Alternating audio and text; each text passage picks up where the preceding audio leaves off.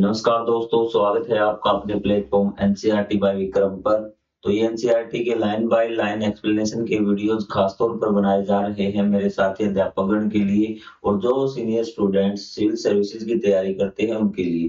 क्योंकि उन्हें अच्छी तरह से पता है कि एनसीईआरटी लाइन बाय लाइन पढ़ने का क्या महत्व है। उसके अलावा आपके लिए एक और इन्फॉर्मेशन है कि आप हमारे चैनल पे किस प्रकार से पढ़ सकते हैं, इस प्लेटफ़ॉर्म पे कौन-कौन से सब्जेक्ट आपको पढ़ाए जा रहे हैं, कौन से वीडियोज़ कहाँ पर मिलेंगे। तो उसके लिए आपको हमारे चैनल का इंट्रोडक्शन वीडियो ज़रूर देखें कि जो आपको चैनल के बिल्कुल स्टार्टिंग में मिल जाएगा या फिर जो भी प्लेलिस्ट होगी, उस प्लेलिस्ट का शुरुआती वीडियो इंट्रोडक्शन वीडियो होगा। तो उस वीडियो को एक बार सभी बच्चे ज़रूर देख लें ताकि आपको समझ में आ जाए कि आपको पढ़ना किस प्रकार है, कौन-सा सब्जेक्ट आपको कहाँ पर मिलेगा।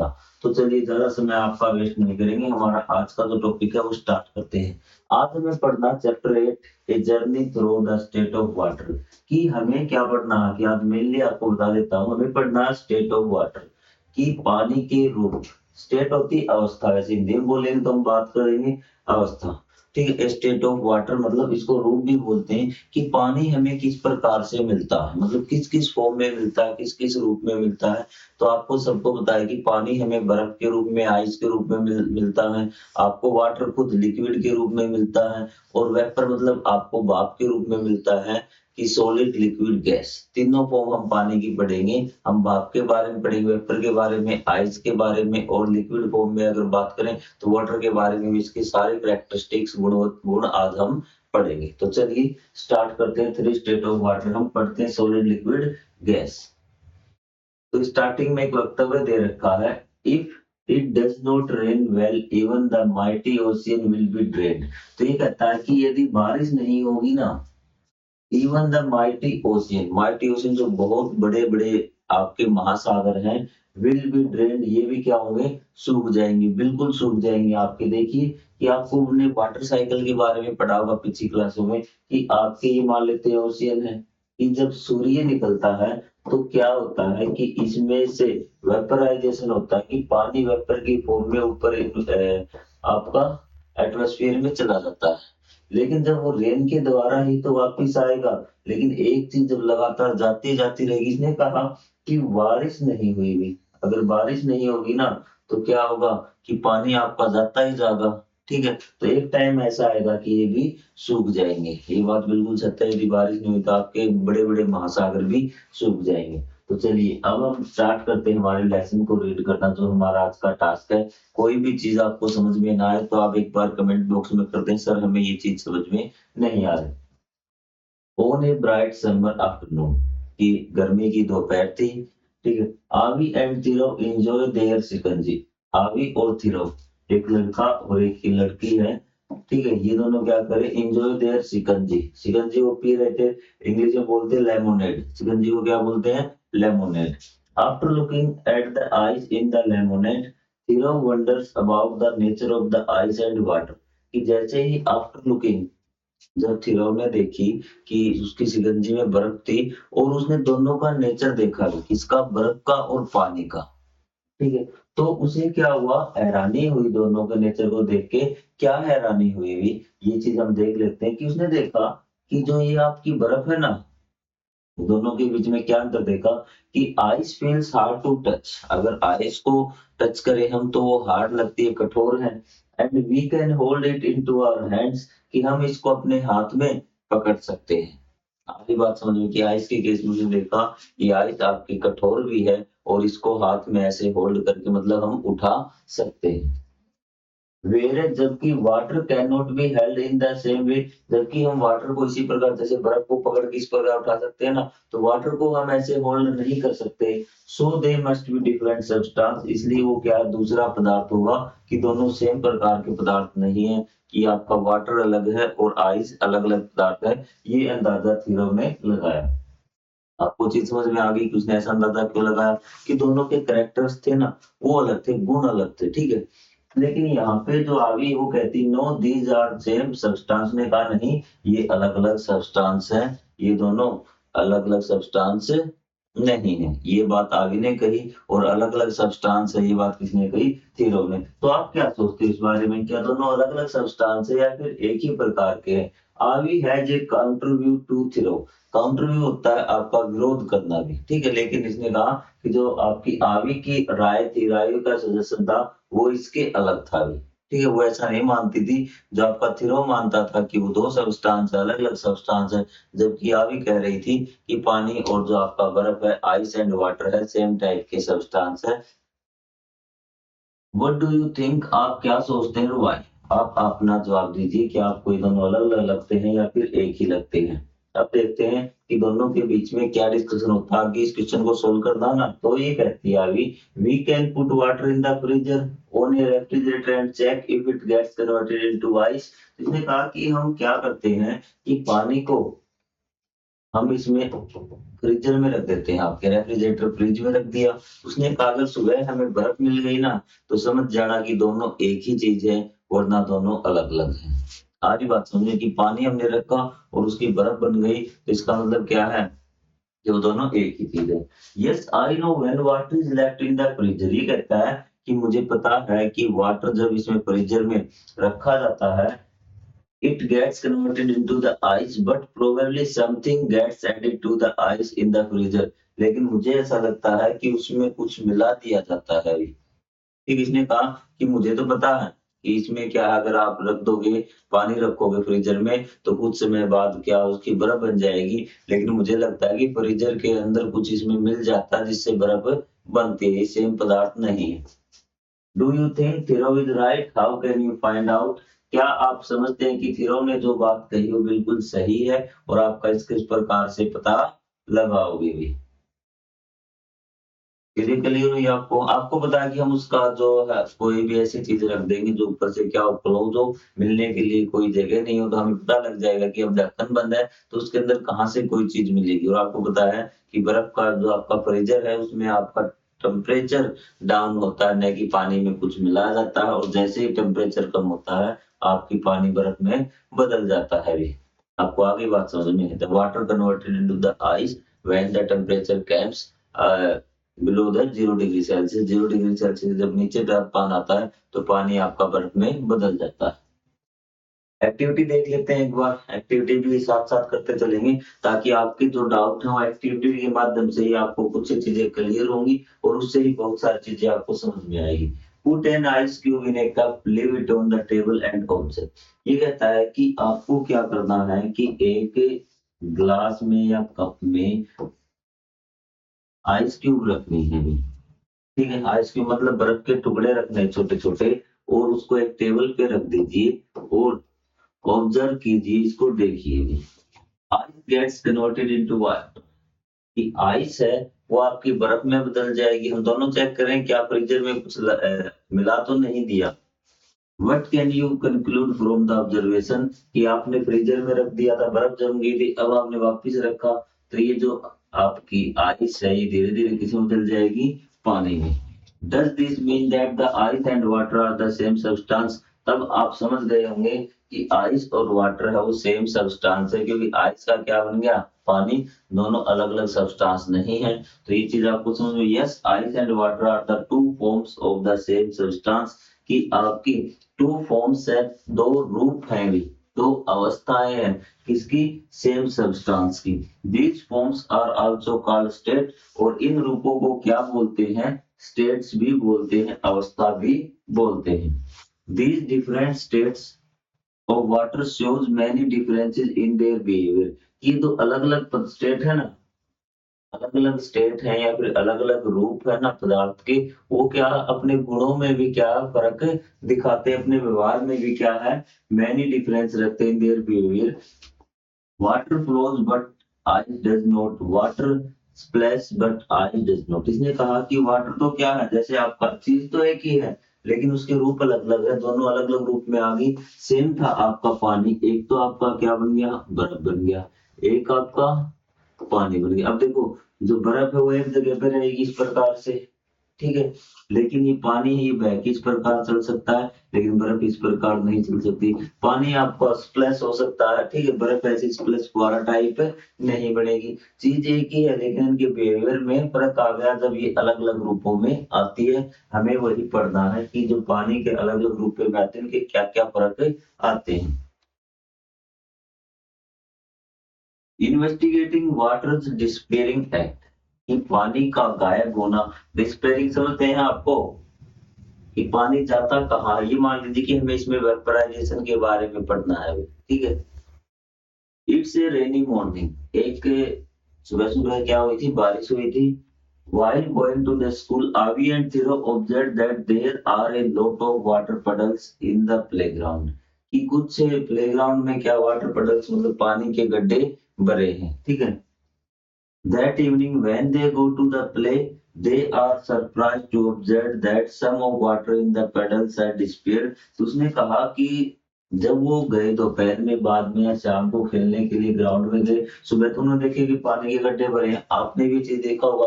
लेकिन दोपहर के बाद या शाम को या अगले दिन उनमें से पानी कंप्लीटली सूख जाता, पानी नहीं मिलता। वो पानी गया कहाँ पर भी? आपको आ रही बात समझ में? Have you ever noticed water in the puddles disappearing? Where does it go? कि आपने जो वाटर है आपका नोटिस किया था पडल्स में, गायब हो गया है, यही चीज हमें पढ़नी है। Where does it go? ये कहाँ गया है? डिस्कस विद योर फ्रेंड्स, अपने फ्रेंड्स के साथ डिस्कस कीजिए और अंदाजा लगाइए वो कहाँ गया होगा। I think water has been absorbed by the soil on the playground. What do you think about it? कि इसने सोचा कि जो आपका सोयल है, मिट्टी ने पानी को एब्जॉर्ब कर लिया होगा, ठीक है। ये भी कारण हो सकता है, बिल्कुल हम इससे मना नहीं कर रहे कि ये कारण नहीं हो सकता कि मिट्टी भी पानी को एब्जॉर्ब कर सकती है। Have you ever noticed, ठीक है। Where else have you seen water disappearing, क्या आपने भी कभी देखा है कि पानी इस तरह से गायब हो गया हो? Can you think of a possible reason why this happen, तो आप एक कारण सोचिए कि ऐसा क्यों हुआ, किस कारण से पानी गायब हुआ। You might have observed You might have observed that after washing the utensil, water left on the surface of the utensil dries up after of some time. इसने कहा कि जब आपके घर में बर्तन धोते हैं तो बर्तनों पे थोड़ा थोड़ा पानी लगा होता है, लेकिन कुछ समय बाद बर्तन पूरी तरह से सूख जाते हैं, तो जो बर्तनों पे पानी लगा हुआ था वो कहाँ गया अभी after some time. Does the reason you thought earlier to explain water disappearance apply in this case also?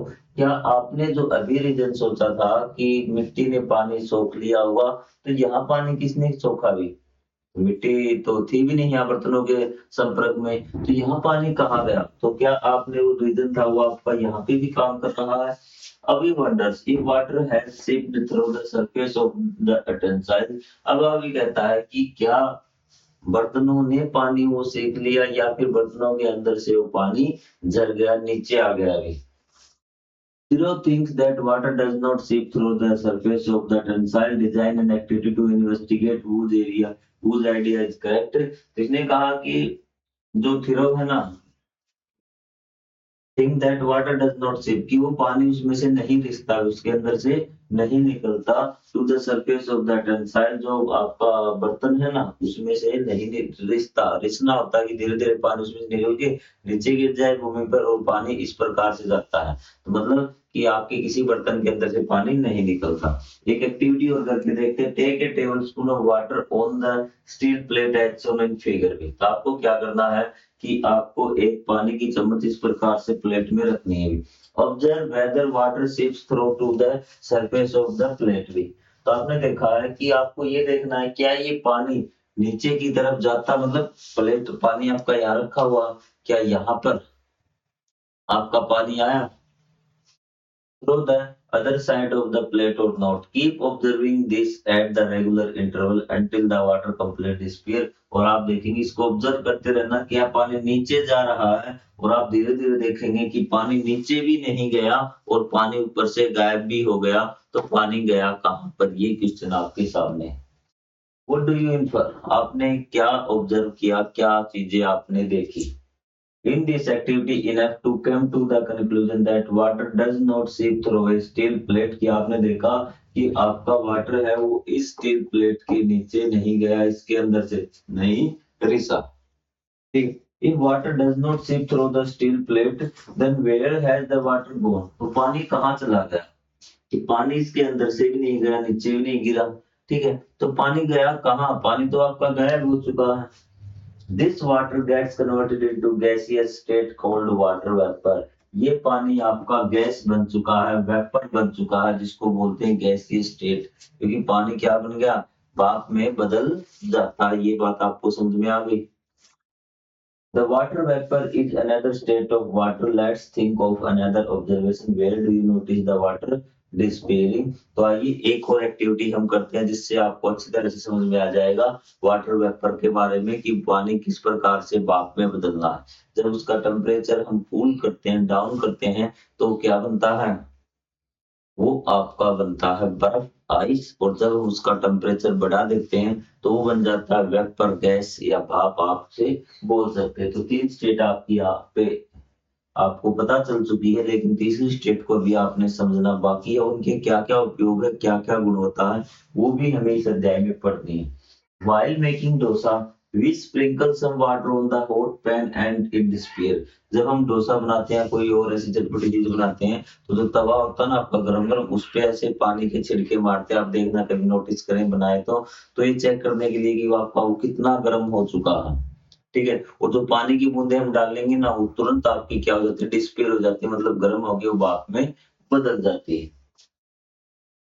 Where does it go? वो पानी कहाँ जाता है? मैं आपको बता देता हूँ कि पानी आपको पता है कि 0 डिग्री सेल्सियस अगर टेम्परेचर होगा ना तो बर्फ में बदल जाएगा। यदि 100 डिग्री से ज्यादा अगर टेम्परेचर हो गया तो किसमें बदल जाएगा? वेपर में बदल जाएगा। तो जो आपका जिस पे डोसा बना तवा गर्म था, वो आपका 100 डिग्री सेल्सियस उसका टेम्परेचर हो चुका था, और जैसे ही डाला उसने तो 100 हो गया, तो तुरंत 100 से ऊपर था तो तुरंत भाप में, गैस में बदल जाएगा। ये चीज आपको ध्यान रखना है। Where does it go? तो पानी कहाँ गया अभी? ठीक, अब आपको समझ। Let's draw draw detail sketch with लेवल and caption about the what happens to the water. तो आपको एक स्केच बनाना है। स्केच आप बना देंगे, एक थाली बना देंगे, उसमें पानी डाल देना। ठीक है, तो धीरे ऊपर ऐसे करके दिखा देना अभी। ठीक है, इस प्रकार से आप दिखा देना, कुछ पानी दिखा देना इसमें, इस प्रकार से आप गैस निकलती हुई इसमें से दिखा देना है। The water which is sprinkled on the hot pan gets converted into steam। वो स्टीम में आपका बदल गया। ठीक है, स्टीम भी आपका भाप है। ठीक है, steam is actually water vapour. Steam भी क्या है? आपका वाटर वेपर है। Some part of which converted into water droplets. जिसमें से आपका कुछ some part of which converted into water droplets, पानी की बूंदों में बदल गया कुछ भाग उसका भी। The process of conversion of water into its vapor state is called evaporation। जब वाटर है वो किसमें बदल जाता है? वेपर में, तो उसको बोलते हैं evaporation। और जब वाटर किसमें बदलता है? आपका बर्फ में, आइस में, तो उसको बोलते हैं फ्रीजिंग। दो चीजें कन्वर्ट हुई आपकी। कि आपको क्या है कि आपको कन्वर्जन इसमें इंपॉर्टेंट है कि जब वाटर आपका किसमें बदलता है? आइस में, तो आपका फ्रीजिंग हो गया। और जब वाटर आपका वेपर में बदलता है तो उसको इवेपोरेशन हम बोलते हैं। दो चीजें क्लियर हुई। वाटर से हमने क्या बनाई है? अभी तक हमने बर्फ बनाई है, और अभी तक हमने क्या बनाई है? भाप बनाई है, वेपर बनाई है। अगर वेपर बनेगी तो आपका इवेपोरेशन है, और यदि बर्फ बनेगी, आपकी आइस बनेगी, तो क्या है? वो फ्रीजिंग है। ये चीज आपको समझ में आ गई? तो चलिए आगे हम पढ़ना स्टार्ट करते हैं। The process of evaporation take place continuously even at room temperature। इसने कहा कि जो आपका evaporation था ना, वो धीरे धीरे क्या है? आपका रूम टेम्परेचर पे भी क्या है? वो प्रोसेस होता है। Can you think of the other example of evaporation?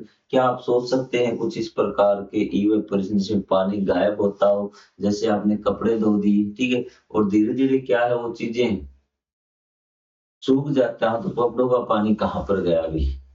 ठीक है। तो क्या हुआ कि इवेपोरेशन के कारण वो पानी भाप में बदल गया और भाप उसमें आपके एनवायरनमेंट में चली गई। कपड़े आपके सूखे हो गए। Drying of wet clothes, mopped floor कि आपने फर्श पे पोछा लगाया है, ठीक है, तो पोछा भी सूख जाता है कुछ समय बाद। And sweat on our body कि हमारे शरीर में पसीने आगे कुछ समय बाद क्या वो सूख जाते हैं। तो गए कहाँ पर पसीने? Example of it now, what do you think is the reason for the disappearance of water from the puddle? तो अब आपको समझ में आ गया होगा कि जो गड्ढों का पानी था वो कहाँ पे गया, ठीक है। It is due to seeping of water into the ground or evaporation on water or both of these। कि ये किस कारण हुआ कि जो आपका ग्राउंड में पानी चला गया उसके कारण हुआ कि पानी धरती ने सोख लिया, या फिर वेपराइजेशन हो गया, या फिर आपका ये दोनों कारण। तो आपके दोनों कारण काम करेंगे भी, ठीक है। धरती भी पानी सोख लेती है और थोड़ा पानी आपका वेपराइजेशन भी हो जाता है, लेकिन लास्ट में सारा पानी वेपराइजेशन ही होता है, क्योंकि जो धरती ने जो सोखा है ना, तो बहुत ज्यादा पानी हो तो कुछ नीचे चला जाएगा, ठीक है, लेकिन एट लास्ट वो क्या होगा, उसका वेपराइजेशन ही होगा। धरती जो आपने सोख दिया गीली हो गई, लेकिन क्या होगा, वो गिल्ली को, धरती को भी कौन सिखाएगा, वेपराइजेशन के जरिए वो भी आपकी सूख जाएगी। लेकिन इसने पूछा सिर्फ गड्ढे का पानी आपका धरती के सोखने से भी और वेपराइजेशन दोनों से ही कम होता है। Hand sanitiser, as you rub it on your hands what happens to it. जो आपका हैंड सैनिटाइजर में भी दोनों चीजें होती हैं, कुछ आपके जो आपके ये होते हैं सोख लेते हैं और कुछ आपका वेपराइजेशन हो जाता है, ये चीज आपको ध्यान रखनी है। अनदर मिस्ट्री, दूसरा रहस्य भी। अब एक और रहस्य की हम बात करते हैं जिसके बारे में हमें जानना है। नेक्स्ट डे आवी, आज के लिए इतना पढ़ लीजिए 8.2। कल वाले लेक्चर में हम 8.3 कर लें, 20-25 मिनट के लेक्चर काफी है। आपके लिए प्लेलिस्ट बना दी गई है, तो प्लेलिस्ट से आप पढ़िए कि आज आपने सॉलिड लिक्विड गैस के बारे में पढ़ा लाइन बाय लाइन, क्योंकि कुछ बच्चे ऐसे थे जिनको आपको कंप्लीटली समझना होता है। मिलेंगे अगले पार्ट में, तब तक के लिए जय हिंद, जय Bharat, thank you very much.